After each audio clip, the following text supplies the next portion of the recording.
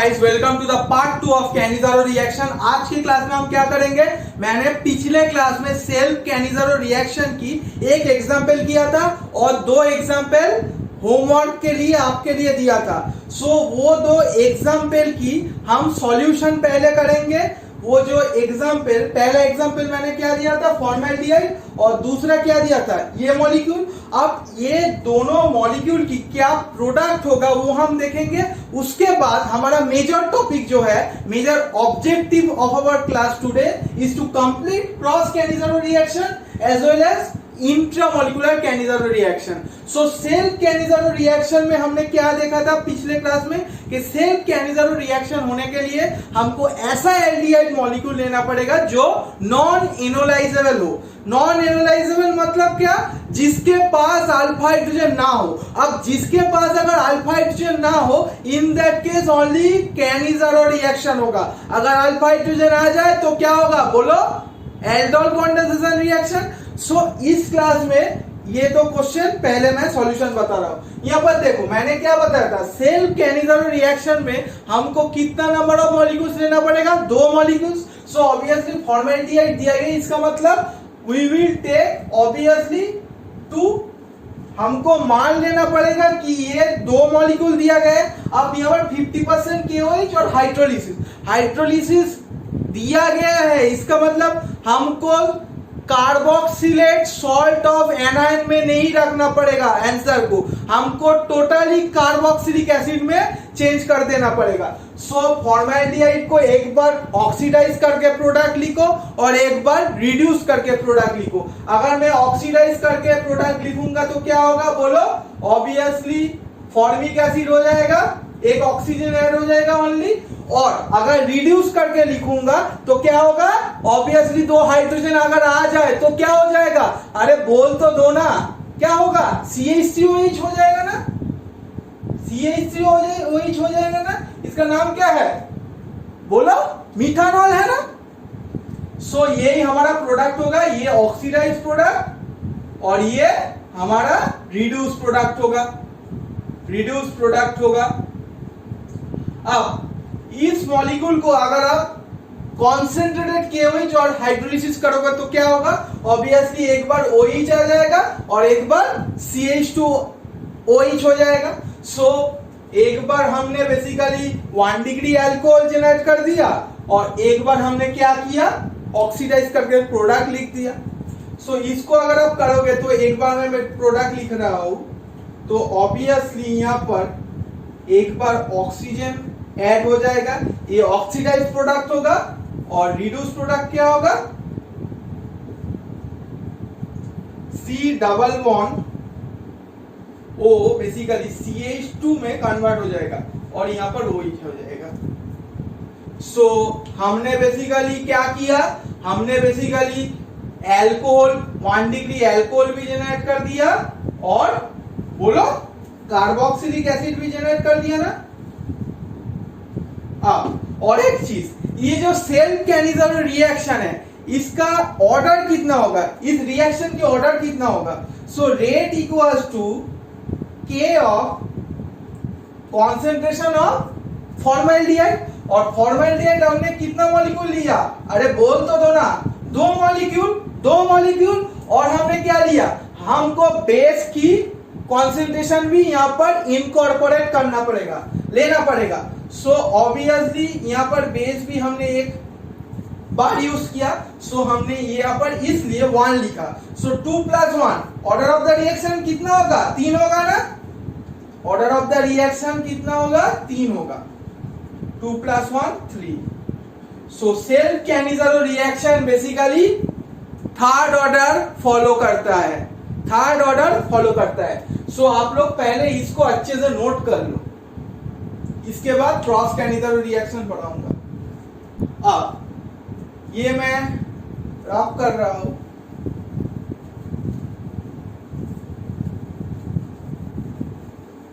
अब हम basically discuss करेंगे क्रॉस कैनिज़ारो रिएक्शन के बारे में। Self Cannizzaro reaction we have completed. Cross Cannizzaro reaction की अगर मैं बारे में बोलूं, पहले हेडिंग डाल लो, cross Cannizzaro reaction. Cannizzaro reaction.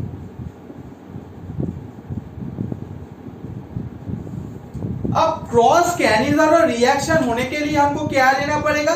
जब दो एल्डिहाइड में रिएक्शन होगा और जो एल्डिहाइड हमको दो लेना पड़ेगा, यहां पर जो दो हमको एल्डिहाइड लेना पड़ेगा वो डिफरेंट लेना पड़ेगा। अगर सेम ले ले तो सेल्फ कैनिज़ारो रिएक्शन होगा। इसलिए हमको इस क्रॉस कैनिज़ारो रिएक्शन में जो दो एल्डिहाइड लेना पड़ेगा वो दो डिफरेंट होना चाहिए।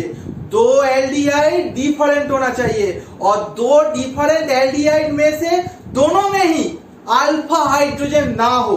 In that case only cross Cannizzaro reaction होगा। समझ रहे हो? समझ रहे हो? पहले ये नोट कर लो, when two different aldehyde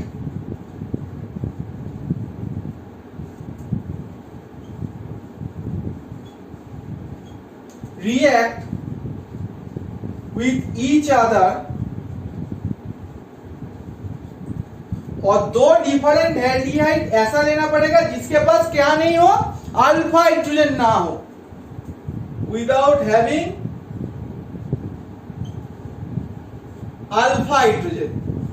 when two different aldehyde without having alpha hydrogen, जो जो हमको एल्डिहाइड लेना पड़ेगा उसके पास अल्फा हाइड्रोजन ना हो, जब वो रिएक्ट करेगा एक दूसरे से, इन दैट केस जो रिएक्शन होगा वो क्रॉस कैनिज़ारो रिएक्शन होगा। और यहां पर जो रिएजेंट हमको लेना पड़ेगा वो बेसिकली सेम ही कॉन्सेंट्रेटेड KOH भी आप लिख सकते हो। इसका मतलब क्या है? पानी की कंसेंट्रेशन कम होना चाहिए, KOH की कंसेंट्रेशन ज्यादा होना चाहिए। सो कॉन्सेंट्रेटेड KOH और 50% KOH भी बहुत सारे बुक में लिखा गया है। सो पहला एग्जांपल अगर मैं बोलूं, दो डिफरेंट एल्डिहाइड जिसके पास अल्फा हाइड्रोजन ना हो, आप लोग डेफिनेशन से ही एग्जांपल बताओगे। सो दो different aldehyde, most common aldehyde अगर मैं बोलूं सिंपलेस्ट एल्डिहाइड, सो सिंपलेस्ट एल्डिहाइड कौन सा होगा? फॉर्मल्डिहाइड, जिसके पास अल्फा हाइड्रोजन ना हो। सो फॉर्मल्डिहाइड हमको एक एग्जांपल लेना पड़ेगा और उसके बाद और एक हमको एल्डिहाइड लेना पड़ेगा जिसके पास अल्फा हाइड्रोजन ना हो। अगर हम एसिटल्डिहाइड ले ले, in that case alpha hydrogen है। सो इसलिए और एक हमको जो एल्डिहाइड लेना पड़ेगा जिसके पास अल्फा हाइड्रोजन ना हो, वो हमको क्या लेना पड़ेगा? बेंजल्डिहाइड लेना पड़ेगा। उसके पास क्या नहीं है? अल्फा हाइड्रोजन नहीं है। सो बेंजल्डिहाइड।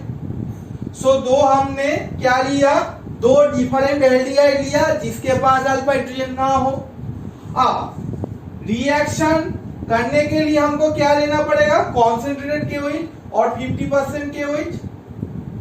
अब यहां पर आप ही बोलो कितना नंबर ऑफ प्रोडक्ट बन सकता है? 4 प्रोडक्ट बन सकते हैं। क्यों?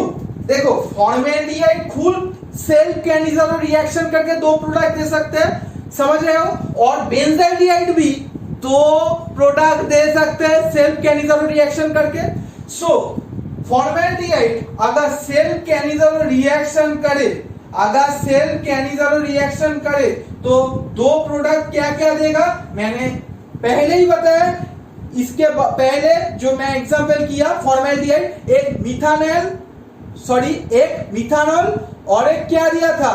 बोलो, और एक क्या दिया था? Formic acid.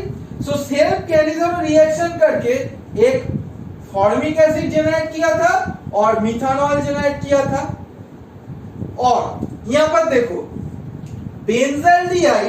बेंजल्डिहाइड भी खुद सेल्फ कैनिज़ारो रिएक्शन कर सकते हैं।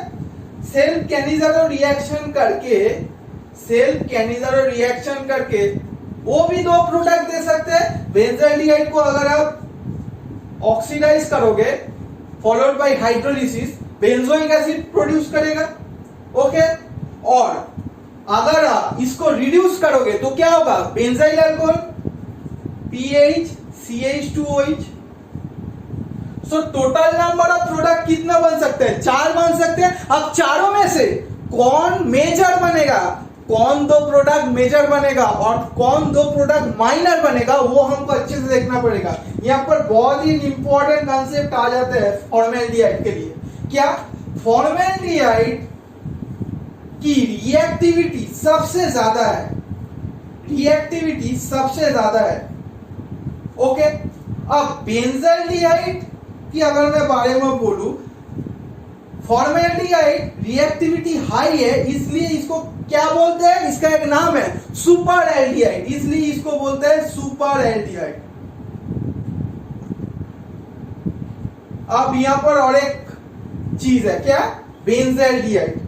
देखो यहां पर क्या है, एल्डिहाइड फंक्शनल ग्रुप, और एल्डिहाइड फंक्शनल ग्रुप के साथ पीएच अटैच्ड है, और पीएच क्या है, फिनाइल रिंग के पास क्या है, माइनस आई। सो अगर इलेक्ट्रॉन डेंसिटी अपने तरफ खींच लेगा तो इसके ऊपर इलेक्ट्रोफिलिसिटी हाई हो जाएगा। सो न्यूक्लियोफाइल आके इस कार्बोनिल कार्बन पे अटैक कर सकते हैं, कर सकते हैं। सो यहां पर आके न्यूक्लियोफाइल अटैक कर सकते हैं, पर ये नहीं होता है। क्यों? क्योंकि बेसिकली ये जो अटैक होता है वो बुर्गी-डुनिस ट्रैजेक्टरी के रेस्पेक्ट में होता है, और जो अटैक यहाँ पर एंगल ऑफ अटैक होता है वो 107 डिग्री, और फिनाइल बल्की होने के लिए, फिनाइल बल्की है इसलिए ये जो अटैक वो फेवरेबल नहीं होता, ये फेवरेबल नहीं होता। पर फॉर्मेल्डिहाइड तो रिएक्टिव ज्यादा है, इसलिए वहां पर क्या हो जाता है कि रिएक्टिविटी हाई और यहाँ पर स्टेरिक एंट्रेंस एकदम कम है, इसलिए OH माइनस यहाँ पर अटैक नहीं किया और अल्टीमेटली फॉर्मेल्डिहाइड के ऊपर अटैक कर लेता है। सो फॉर्मेल्डिहाइड के ऊपर अगर अटैक करेगा, अगर फॉर्मेल्डिहाइड के ऊपर अटैक करेगा तो क्या हो जाएगा, यहाँ पर अटैक होगा ऑक्सीजन के ऊपर, क्या हो जाएगा, यहाँ पर क्या होगा, बेसिकली ऑक्सीजन के ऊपर नेगेटिव चार्ज आ जाएगा, और यहाँ पर एक हाइड्रोजन तो रह ही जाएगा, और पीएच को अच्छे से यहाँ पर लिखिए, और यहाँ पर बेसिकली ऑक्सीजन और कार्बन के बीच में एक नया बॉन्ड जनरेट होगा। देखो यहाँ पर जो OH माइनस है ना, वो एज अ न्यूक्लियोफाइल भी काम करेगा और एज अ बेस भी काम करेगा। सो बेस भी अगर काम करे तो ये जो OH फंक्शनल ग्रुप है ये बहुत ज्यादा एसिडिक होता है। सो बेस क्या चाहेगा, ऑब्वियसली उस हाइड्रोजन को एब्स्ट्रैक्ट करना चाहेगा। सो अगर एब्स्ट्रैक्ट करे हाइड्रोजन को तो ऑक्सीजन के ऊपर फिर से नेगेटिव आ जाएगा। अब रिएक्शन मीडियम में क्या प्रेजेंट है, और बेंजाल्डिहाइड भी प्रेजेंट है।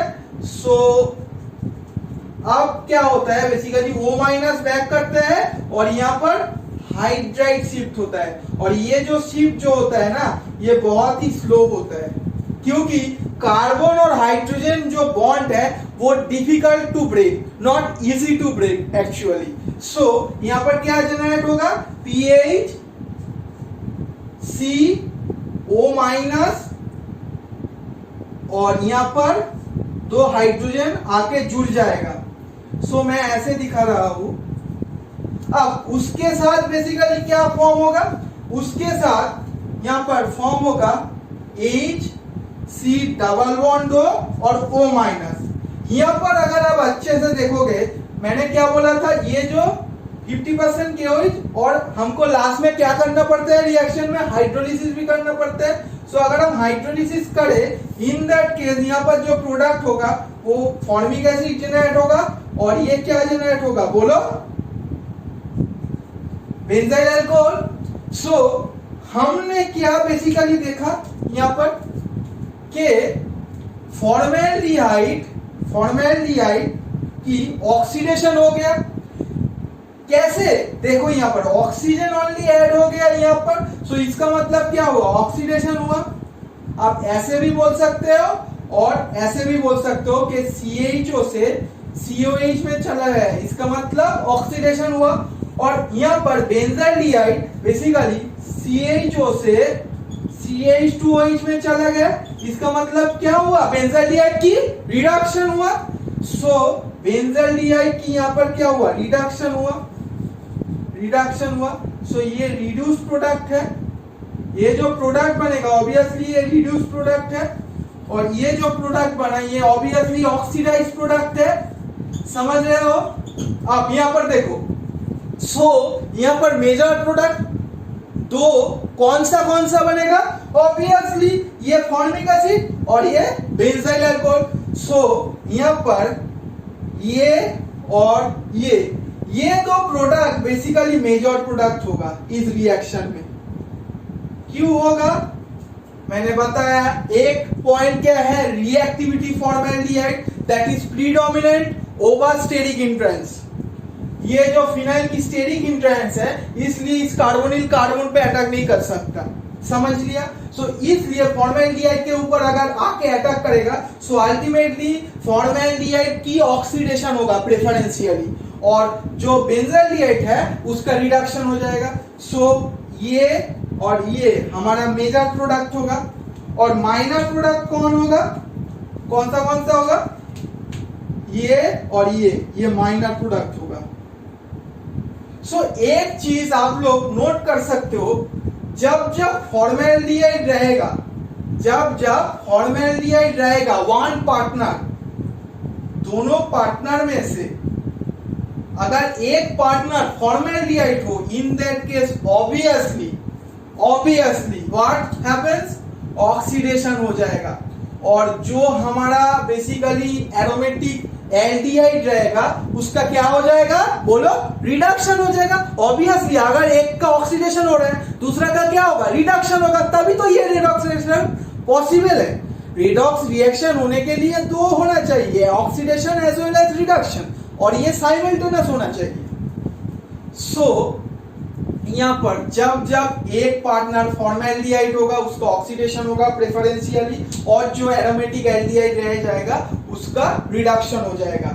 सो यहाँ से आप लोग एक चीज नोट कर सकते हो कि formaldehyde always prefer what? Oxidation, and the corresponding aromatic aldehyde that will be present, उसका क्या हो जाएगा? रिडक्शन हो जाएगा। सो हमने बेसिकली क्रॉस कैनिज़ारो रिएक्शन की ये जो टाइप है ये लेवल 1 में बोल सकता हूं। अब यहाँ पर और एक क्वेश्चन मैं दूंगा, पहले आप लोग ये चीजें नोट कर लो, अच्छे से नोट करना।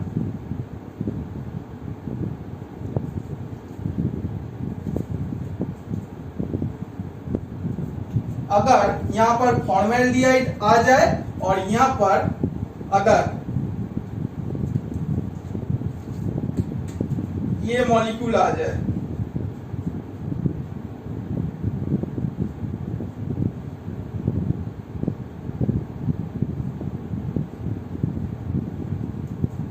तो क्या प्रोडक्ट होगा?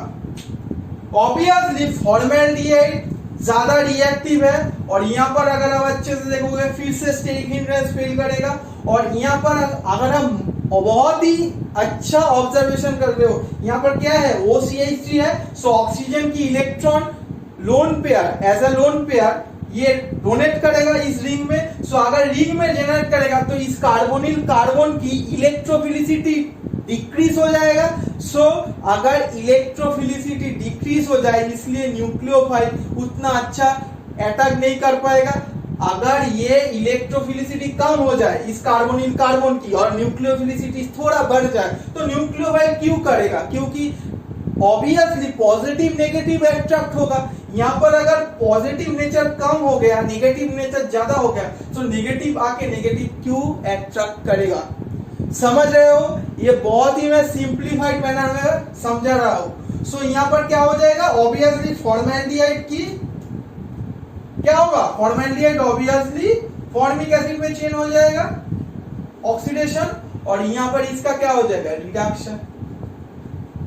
सो यहाँ पर रिडक्शन हो जाएगा CH2OH, और यहाँ पर बेसिकली हो जाएगा क्या? OCH। अच्छे से नोट कर लो ये टॉपिक को, क्वेश्चन आ सकता है। तो ये बेसिकली था हमारा लेवल 1, जहां पर एक पार्टनर हमारा फॉर्मेल्डिहाइड रहेगा और एक पार्टनर बेसिकली वेरी होगा एरोमेटिक एल्डिहाइड के साथ। सो अगर फॉर्मेल्डिहाइड लेवल 2 ऐसा भी हो सकता है कि फॉर्मेल्डिहाइड ना रहे, दो पार्टनर ही कोई एरोमेटिक एल्डिहाइड आ जाए, इन दैट केस क्या होगा? ये केस बहुत ही कम लोग जानते हो, बहुत ही कम लोग जानते हो। इन दैट केस क्या होगा? सो मैं ये बेसिकली रब कर रहा हूं। So level 2 is very much important. Please note down the question. ये क्वेश्चन बहुत ही इंपॉर्टेंट क्वेश्चन है लेवल 2 की, आ सकता है, अभी तक बेसिकली एग्जाम में नहीं आया। अगर ये क्वेश्चन आ जाए कि बेंजाल्डिहाइड है और उसके साथ 4 नाइट्रो बेंजाल्डिहाइड, अगर ये मॉलिक्यूल दे दे और 50% KOH और हाइड्रोलिसिस करे तो क्या प्रोडक्ट जनरेट होगा? ये लेवल 2 वाला क्वेश्चन। और एक क्वेश्चन बन सकता है कि अगर बेंजाल्डिहाइड के साथ OCH3 अटैच्ड है और बेंजाल्डिहाइड के साथ OCH3 यहाँ पर अटैच्ड है और यहाँ पर NO2 अटैच्ड है, इन दैट केस क्या प्रोडक्ट होगा? बहुत ही इंपॉर्टेंट सवाल है ये। यहाँ पर देखो, यहाँ पर बहुत ही एक इंपॉर्टेंट कॉन्सेप्ट यूज होगा, बेसिकली GOC का कॉन्सेप्ट। देखो नाइट्रो ग्रुप क्या करेगा? रिंग को डीएक्टिवेट करेगा, इलेक्ट्रॉन डेंसिटी अपने तरफ खींच लेगा। सो इस कार्बोनिल कार्बन की इलेक्ट्रोफिलिसिटी हाई हो जाएगा। सो न्यूक्लियोफाइल आके इस कार्बोनिल कार्बन पे अटैक करेगा और जिस कार्बोनिल कार्बन पे अटैक करेगा उस कार्बोनिल कार्बन की बेसिकली ऑक्सीडेशन हो जाएगा। मैंने मैकेनिज्म के थ्रू पहले फॉर्मेल्डिहाइड की केस में समझाया। सो अगर इस कार्बोनिल कार्बन के ऊपर OH minus as a nucleophile attack करे, सो ये जो CHO है ये बेसिकली कार्बोक्सिलिक एसिड में चेंज हो जाएगा। समझ रहे हो? देखो, सो इसका अगर ऑक्सीडेशन हो जाए तो ये बेसिकली कार्बोक्सिलिक एसिड में चेंज हो जाएगा। सो कार्बोक्सिलिक एसिड में चेंज हो जाएगा और इसका बेसिकली क्या होगा? ये जो बेंजाल्डिहाइड है इसका रिडक्शन हो जाएगा। और क्या होगा? अगर इसका ऑक्सीडेशन हो रहा है तो इसका रिडक्शन ही होगा। सो इसका अगर रिडक्शन हो जाएगा तो बेंजाइल अल्कोहल में चेंज हो जाएगा। Is it clear? अब यहां पर एक कॉन्सेप्ट हमने जान लिया कि ये बेसिकली इलेक्ट्रॉन क्या करेगा? अपने तरफ खींच लेगा, इसलिए इस कार्बोनिल कार्बन की इलेक्ट्रोफिलिसिटी हाई हो जाएगा, इसलिए न्यूक्लियोफाइल वहां पर अटैक मारेगा, ultimately we will see oxidation हो जाएगा। अब इस केस को अच्छे से देखो, ये ऑक्सीजन क्या करेगा? इलेक्ट्रॉन देगा। सो इस कार्बोनिल कार्बन की इलेक्ट्रोफिलिसिटी को कम कर देगा क्योंकि ये डोनेट कर रहा है। सो इस कार्बोनिल कार्बन की इलेक्ट्रोफिलिसिटी को कम कर देगा और यहाँ पर इलेक्ट्रोफिलिसिटी को हाई कर देगा क्योंकि ये इलेक्ट्रॉन विथड्रॉइंग ग्रुप है और यहाँ पर ये इलेक्ट्रॉन डोनेट कर रहा है। सो यहाँ पर क्या होगा? यहाँ पर ऑक्सीडेशन हो जाएगा और यहाँ पर रिडक्शन हो जाएगा। समझ रहे हो? क्योंकि यहाँ पर इलेक्ट्रोफिलिक नेचर ऑफ कार्बन को बेसिकली ये रिड्यूस कर रहा है, इसलिए न्यूक्लियोफाइल यहाँ पर आके अटैक करेगा और अल्टीमेटली अगर आप मैकेनिज्म करना चाहते हो आप लोग देख लोगे यहाँ पर बेसिकली ऑक्सीडेशन हो जाएगा। सो अगर यहाँ पर ऑक्सीडेशन होगा सो यहाँ पर क्या होगा? ऑब्वियसली रिडक्शन ही होगा। तो और क्या होगा? So ultimately we will see यहाँ पर जो प्रोडक्ट जनरेट होगा ये रिड्यूस प्रोडक्ट होगा CH2OH OCH3 और यहाँ पर जो बेसिकली मॉलिक्यूल है इसका ऑक्सीडेशन होने के बाद COH NO2। सो यही हमारा क्रॉस कैनिज़रो रिएक्शन की क्वेश्चन था, आप लोग अच्छे से नोट कर लो। सो आज की क्लास की लास्ट टॉपिक जिसका नाम क्या है? Intramolecular Cannizzaro reaction. बहुत ही एक इंपॉर्टेंट टॉपिक है, इस साल भी IIT जैम में यहां से क्वेश्चन आया, एकदम हुबहू बुक की क्वेश्चन और बहुत ही इजी सवाल था बेसिकली। सो इंट्रामोलिकुलर कैनिज़रो रिएक्शन, इंट्रा मतलब क्या है? इंट्रामोलिकुलर मतलब अगर एक ही मॉलिक्यूल के अंदर दो रिएक्टिव साइट प्रेजेंट हो, एक ही मॉलिक्यूल के अंदर अगर दो रिएक्टिव साइट प्रेजेंट हो वहां पर रिएक्शन हो सकता है। सो यहाँ पर बेसिकली मोर स्पेसिफिक अगर मैं बोलूं, दो CH फंक्शनल ग्रुप अगर प्रेजेंट हो। ओके, सो पहला क्वेश्चन, ये जो इंट्रामोलिकुलर कैनिज़ारो रिएक्शन होता है ना, ये more specific in case of glyoxal. Glyoxal की केस में ये दिखा गया है। सो ग्लाइऑक्सल की स्ट्रक्चर क्या है, ये स्ट्रक्चर है। सो इसके ऊपर अगर हम 50% KOH और क्या हाइड्रोलिसिस करें तो क्या प्रोडक्ट जनरेट होगा। अब मैं इसका मैकेनिज्म भी बताऊंगा। देखो यहां पर देखो, दोनों ही साइड, ये भी और ये भी दोनों ही सिमेट्रिकल है। सो यहाँ पर कोई बाल्कीनेस की फैक्टर भी नहीं है क्योंकि यहाँ पर कोई बाल्की ग्रुप भी नहीं प्रेजेंट है। So OH minus as a nucleophile आके किसी भी कार्बोनिल कार्बन पे अटैक कर सकता है। सो अगर मैं यहाँ पर कर रहा हूं तो ऑक्सीजन के ऊपर नेगेटिव चार्ज आ जाएगा, नेगेटिव चार्ज आ जाएगा और यहाँ पर कार्बन और ऑक्सीजन के बीच में एक नया बॉन्ड जनरेट होगा और यहाँ पर O माइनस आ जाएगा। अब यहाँ पर डबल बॉन्ड O और hydrogen. OH minus as a nucleophile भी काम करेगा और एज अ बेस भी काम करेगा। सो बेस अगर काम करे तो क्या होगा, OH माइनस बेसिकली इस हाइड्रोजन को अपने तरफ ले लेगा तो ऑब्वियसली क्या होगा, ऑक्सीजन के ऊपर नेगेटिव चार्ज आ जाएगा। सो दोनों ऑक्सीजन के ऊपर क्या आ जाएगा, यहां पर भी नेगेटिव और यहां पर भी नेगेटिव। अब क्या होता है बेसिकली, अब हमारा हाइड्राइड शिफ्ट, सो O माइनस बैक करेगा और इस hydride this hydrogen will shift और यहां पर ऑक्सीजन के ऊपर क्या आ जाएगा, फिर से नेगेटिव चार्ज आ जाएगा, फिर से नेगेटिव चार्ज आ जाएगा। ये क्या हो जाएगा basically, C double bond O minus हो जाएगा और इसके साथ कार्बन की एक नया ये जो बॉन्ड था वो रह जाएगा और यहाँ पर कार्बन और हाइड्रोजन के बीच में एक नया बॉन्ड आएगा और यहाँ पर ऑक्सीजन के ऊपर फिर से नेगेटिव आ जाएगा। अब इसको अगर आप हाइड्रोलिसिस करोगे तो क्या हो जाएगा, ऑब्वियसली यहाँ पर भी एक H आ जाएगा और यहाँ पर भी एक H आ जाएगा। So ultimately we will generate this product. इसको आप ऐसे भी लिख सकते हो, COH और CH2OH। ओके,